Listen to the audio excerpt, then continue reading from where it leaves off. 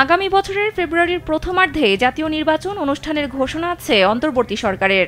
সেই সময়সীমার মধ্যেই নির্বাচনটা হোক সেটাই চায় বিএনপি। তবে জুলাই জাতীয় সনদ বাস্তবায়নে অন্তর্বর্তী সরকারকে জাতীয় ঐক্যমত্য কমিশনের দেওয়া সুপারিশমালা নিয়ে রাজনৈতিক বাদানুবাদের ডামাডোলে বহুল আলোচিত এই সনদ বাস্তবায়ন প্রক্রিয়া নিয়ে এক ধরনের অনিশ্চয়তা তৈরি হয়েছে।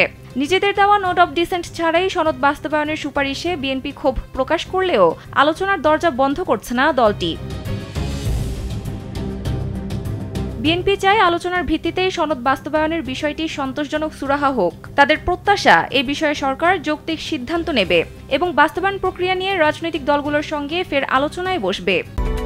Japan Bangladesh joint venture company JBS holdings limited. আর সরকার এ ব্যাপারে মতামত জানতে চাইলে কিংবা ডাকলে বিএনপি তাতে সাড়া দিয়ে নিজেদের দলীয় অবস্থান আবারও তুলে ধরবে।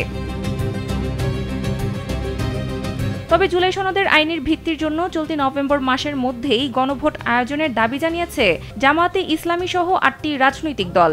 দাবি আদায়ে জামায়াত এরই মধ্যে কর্মসূচির মধ্যে রয়েছে। তবে এই ইস্যুতে এখনই পাল্টা কোনো কর্মসূচিতে যাচ্ছে না বিএনপি।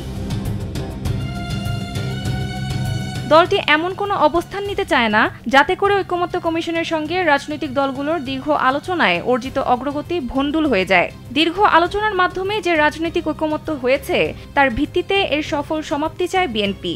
দলটির নেতারা বলছেন, মতভেদ থাকলেও জুলাই সনদে তারা এরই মধ্যে স্বাক্ষর করেছেন এবং এর আইনি বাস্তবায়ন প্রক্রিয়া কী হবে সেটাও জানিয়ে দিয়েছেন। বিএনপির মহাসচিব মির্জা ফখরুল ইসলাম আলমগীর বলেন, মতভেদ থাকলেও মূল যে সনদ সেই সনদে আমরা স্বাক্ষর করেছিলাম। এটাই নিয়ম যে আমরা যদি নির্বাচনের মধ্য দিয়ে ক্ষমতায় যাই, মানুষ যদি আমাদের ভোট দেয়, তাহলে আমরা সেই বিষয়গুলো আবার সামনে নিয়ে আসব। সেটাকে আমরা পার্লামেন্টে পাস করে দেশের যে পরিবর্তন সেই পরিবর্তনটা নিয়ে আসব। বিএনপি মনে করছে সার্বিক পরিস্থিতি বিবেচনায় সরকার জুলাই সনদ নিয়ে গণভোট এবং জাতীয় নির্বাচন যৌক্তিকভাবে একই দিনে অনুষ্ঠানের ব্যবস্থা করবে।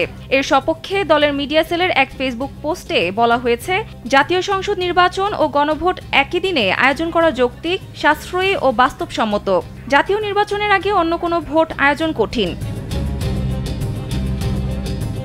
বিএনপি এও মনে করছে, আগে গণভোট করলে জাতীয় নির্বাচন পিছিয়ে যাওয়ার আশঙ্কা রয়েছে, আর নির্বাচন পিছিয়ে গেলে গণ অভ্যুত্থানের যে আকাঙ্ক্ষা সেটাও ব্যাহত হতে পারে। কারণ আওয়ামী লীগ সহ বিভিন্ন পক্ষ বাংলাদেশের নির্বাচন প্রক্রিয়া ভণ্ডুল করে দিতে উৎপেতে রয়েছে।